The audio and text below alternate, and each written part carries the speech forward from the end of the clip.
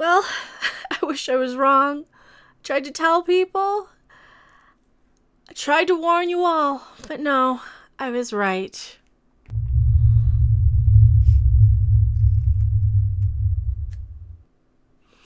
Hello everyone, I am Becca Random 42, the one, the only, the original, your favorite YouTube harpy. And yeah, I really wish I had better news about this whole Picard series, but I've been covering it for the better part of the last year, maybe even longer, probably even longer. I'll link the playlist right here. Everything that I've been saying for the past year based on the people in charge behind the scenes, the scripts, the culture of this toxic environment that they're using as their creative outlet, as their writer's room for these series. We confirm it's not going to be canon to TNG. We confirm it is not a sequel to TNG. It's prepping for a failure. Everything about this. Even Patrick Stewart saying, yes, it's a very different Picard. I would only come back if it's very different. And then, of course, we get all of these sort of articles. The world of Next Generation doesn't exist anymore. Oh, no, it gets better. Actually, it gets so good. We might as well. You know what, you love it. Theme music.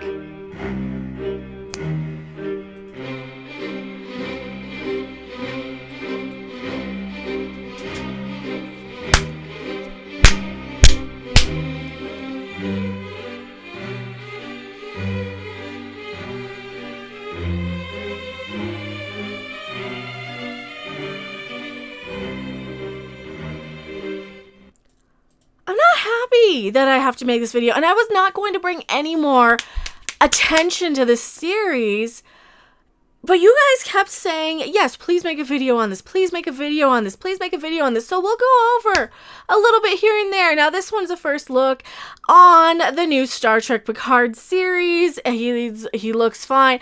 The one thing that I'm really concerned for here, though, is especially this little message, the TDS that goes around. What is TDS? Well, it is the necessity to insert the Orange Man into absolutely every conversation ever. And, it gets old. People don't want to hear it. People don't want to see it. People don't always want to deal with this crap. No, we don't. And people kept sending me this one. Here we go. In a way, the world of Next Generation had been too perfect and been too protected. It was the Enterprise. It was safe.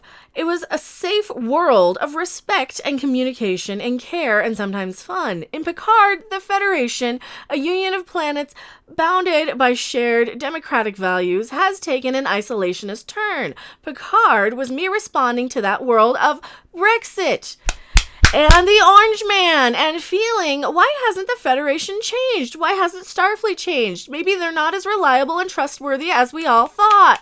Well, here's the deal. Since we're bringing an end to the thing, since the left and the right swapped sides in the past 20 years in some ways. Yeah, I said it.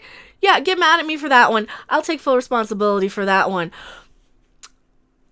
You cannot insert this garbage political message in Starfleet, especially in a partisan manner. That is the biggest problem. When they insert a partisan politics into Star Trek, it then becomes something that it is not, that it is nowhere near, that it is nothing to do with anything.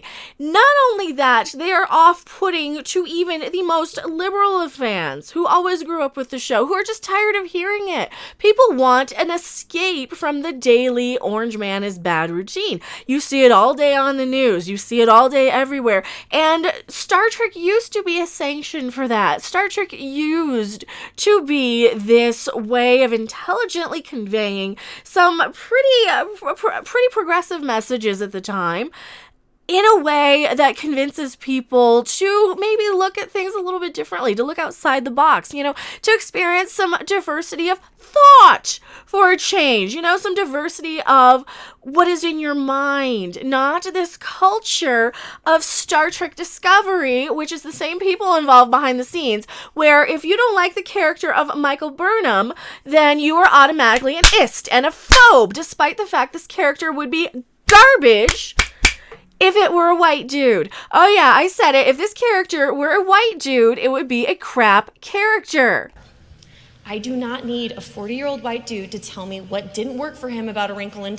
Shut up, Brie. And that's exactly the type of person that Star Trek Discovery is made for. And Picard now. It is this culture of people who are obsessed with their political messages, right? Whether you agree with them or not, if you dare criticize the show. Here, I'm going to read you an email that I got too.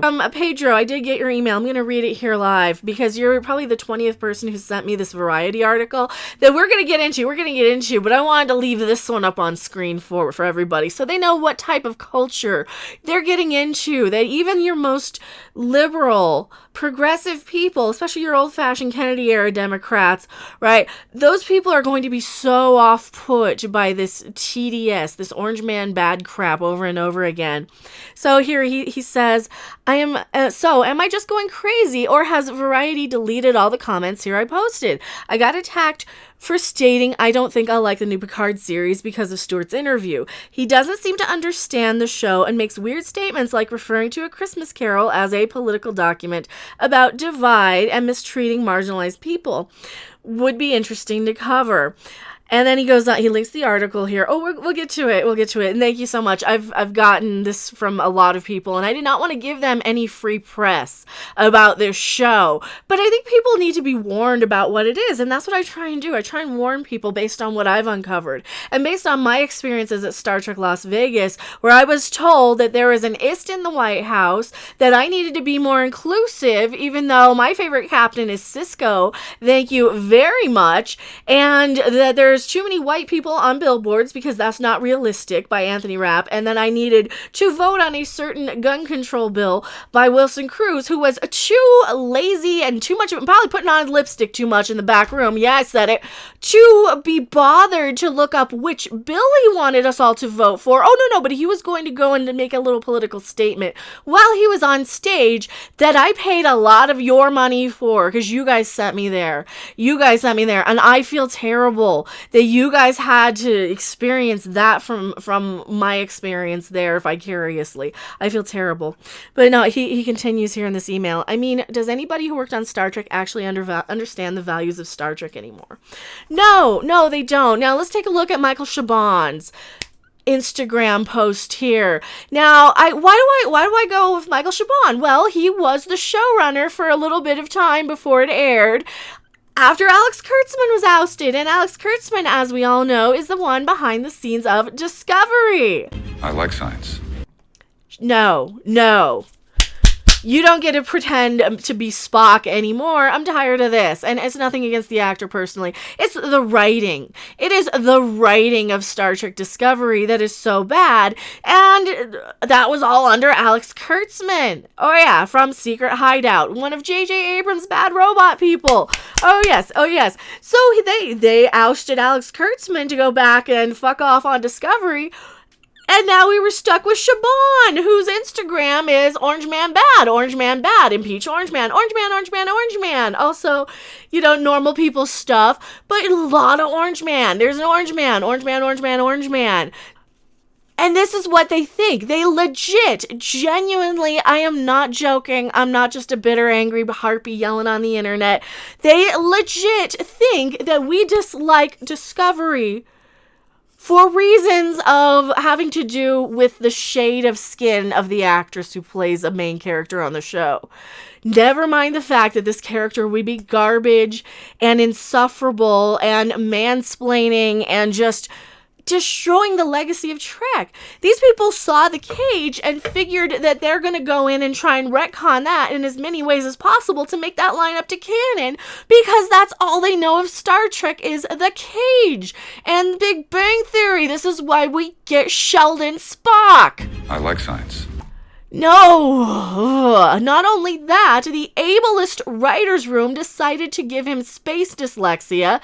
Not even joking, which is, I actually have dyslexia. I mix up letters all the time. I have to be very careful when I am typing, when I am reading. I will mix up letters all the time.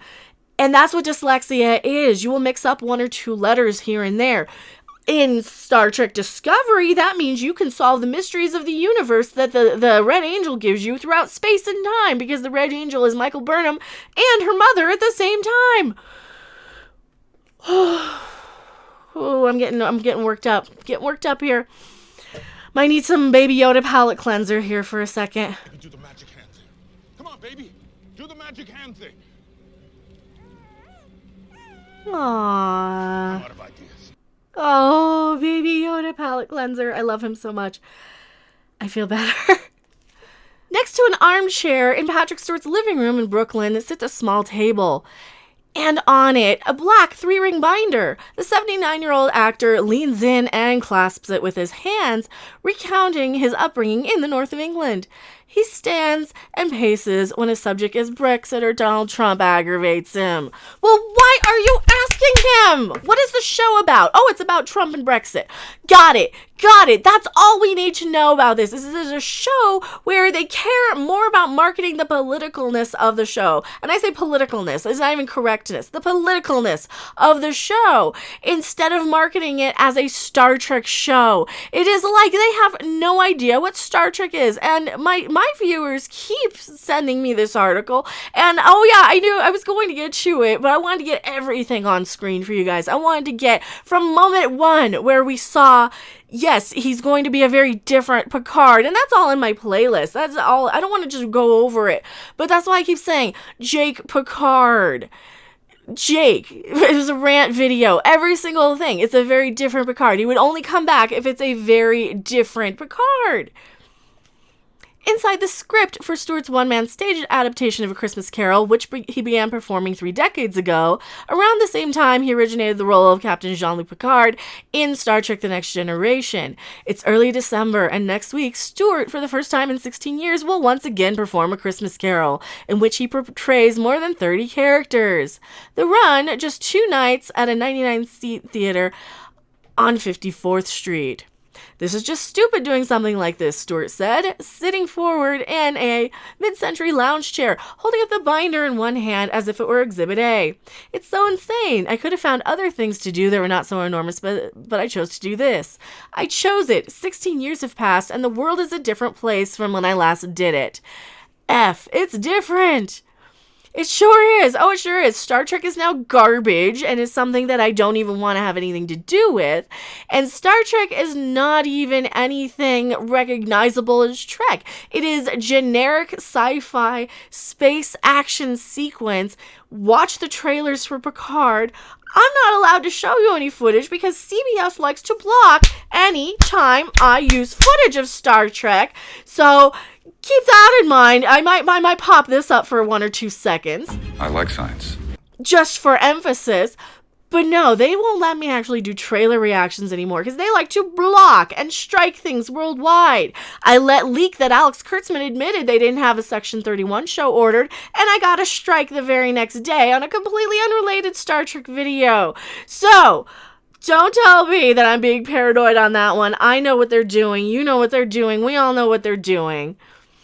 Because we get more views, don't they? I get more views on my videos complaining about Star Trek than they do on their ones promoting it. They will not release numbers on how well Discovery is doing. And guess what? For anybody who wants to watch Picard in the US, you're not going to be able to unless you subscribe to CBS All Access. I know they've been letting people think, they've liked to let people think that it's going to be on Amazon Prime, but just like everything else that they like to let people think, like the Kelvin universe and the Prime universe are not the same separate thing away from the TV series. That's another thing they like to let people think. Oh, Spock was from the Prime Universe in the 2009 movie. Yeah, the Prime Universe from that movie that's in a different timeline as the TV universe. They just let people think that. They don't like to correct anybody. And this is why they like to let people think this has 2 seasons. Well, guess what? It has not been ordered for 2 seasons just yet. No. They want people to think that they're working on a second season. Notice how they've worded it. We're working on a second season, meaning we want you to believe we have a second season coming. We might have a script knocking around, meaning we're working on it, but no, they do not have a show order for season 2. Rumor has it, according to my sources, is that they have spent more money on this series than any series in the history of anything. They are solely relying on this thing to save CBS All Access, and if this thing flops, which it probably will, Sherry Redstone's just gonna scrap the whole thing and write it off as a, oh well, and just get rid of these people once and for all, and that's how we can fix Trek. We can make sure that this thing doesn't get the traction. You know, don't sign up for CBS All Access. Patrick Stewart himself, in a video that I made, said, don't watch this watch this all at once. Don't watch it weekly. Don't watch it episodic. That's why I'm prepared to get 1,000 views per video when I watch this weekly, because I'm going to encourage you guys to not watch the show until it's over. That will also make them know that, yes, we pay attention to what they're saying. Patrick Stewart, right himself, has said, don't watch this until it's done. Binge it. Oh, it's going to be weekly and episodic. But no, watch it after, because it's a 10-hour movie. Watch it all at once. And that's what they want you to do, and that's what I'm going to encourage, because that's what Patrick Stewart said. Might as well play by their rules, huh?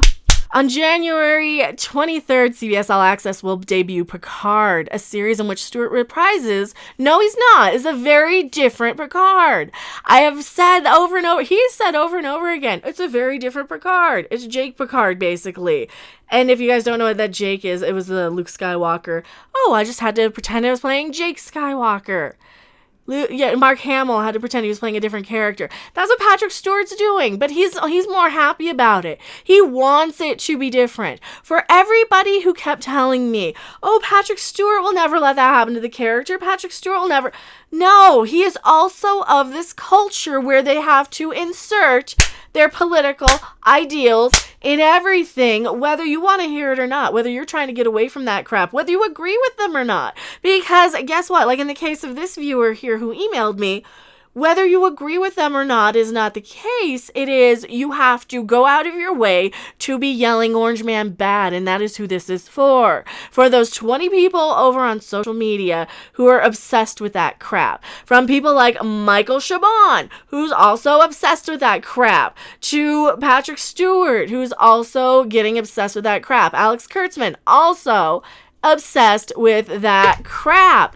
New show is different from its predecessor in nearly every respect. Texture, tone, format, production value, even the likelihood of characters dropping F-bombs. Fucking cool. It is fucking cool. So sorry.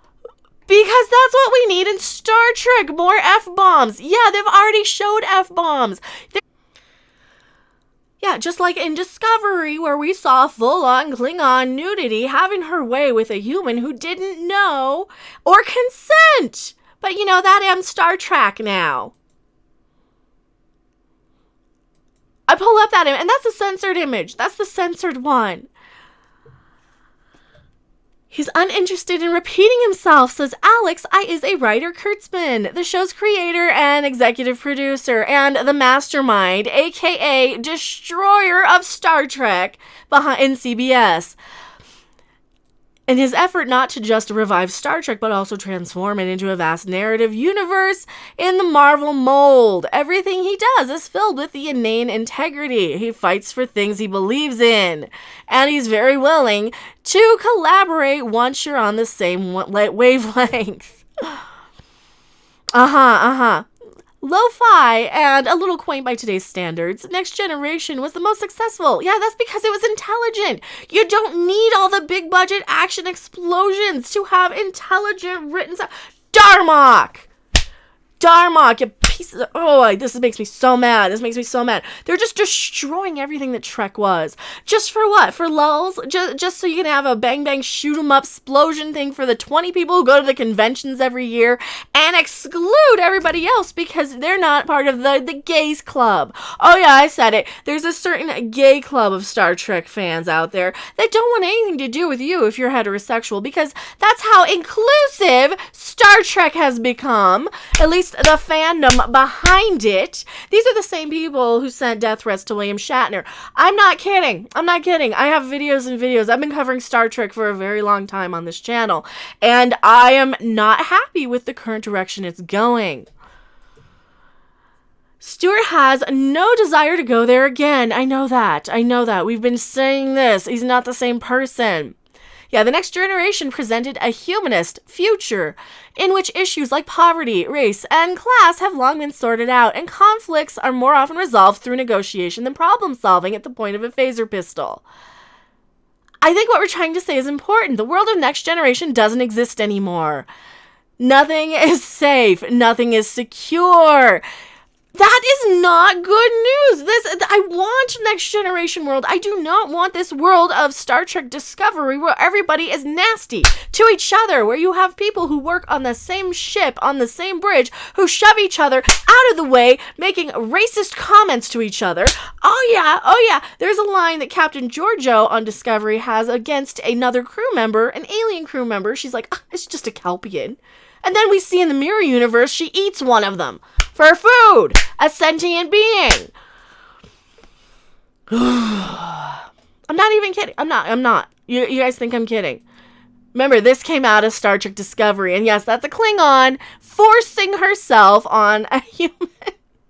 That's the problem here, is that they don't understand what made Star Trek good. They know the images of Star Trek. They know the ins and outs. They know the memes. They know the Patrick Stewart facepalm meme, for example. Or they know the fact that Tribbles were in Star Trek. So, hey, Star Trek fans like Tribbles.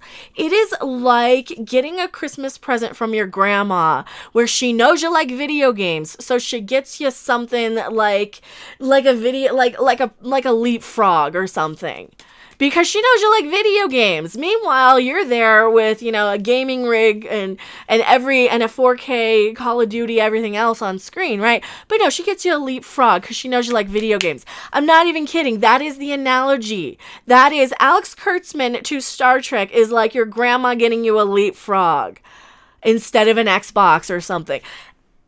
And it's embarrassing, frustrating, and disgusting to me. Stewart has resisted past overtures from Star Trek curious producers. When he met in his kitchen with Kurtzman and writers Chabon and Akiva Goldsman in 2017, he did so as a courtesy. Explain to them those elements of Next Generation which belong Next Generation, and I don't want to go near them again, he says. So this means we're not doing anything anywhere near Next Generation. This is another broken old white dude, another broken old hero. And I'm so tired of the broken hero trope. It's not interesting. It's not entertaining. It's not good content for television. And it's insulting to the fan base who gave you 20 some odd years of their life or 50 years of their life. What are you trying to prove with throwing away all of your fans? In a way, the world of Next Generation have been too perfect and too protected. This is the one. We've already read this one. In Picard, the Federation, a union of planets bonded by shared democratic values, has taken an isolationist turn. The new show, Stewart says, was me responding to the world of Brexit and Trump and feeling, why hasn't the Federation changed? Why hasn't Starfleet changed? Maybe they're not as reliable and trustworthy as we all thought. Or you're just setting it up as a F you Star Trek. Star Trek's bad. So we gotta destroy it. We gotta go and tear it apart and show you why Star Trek was bad. And that's all this is going to be. I'm not making that up. It is right there in black and white, right from his mouth. They've been saying this for a year, and I am tired of this. I don't want this in my Star Trek. If you're going to give me progressive messages, be smart enough to deliver them without such a blatant, heavy-handed, partisan attitude, because guess what?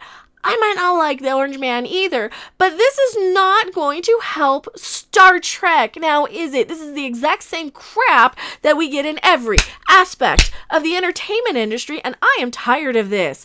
Fuck this show, fuck Picard, and fuck Patrick Stewart for putting this in there, and fuck Doom Buggies.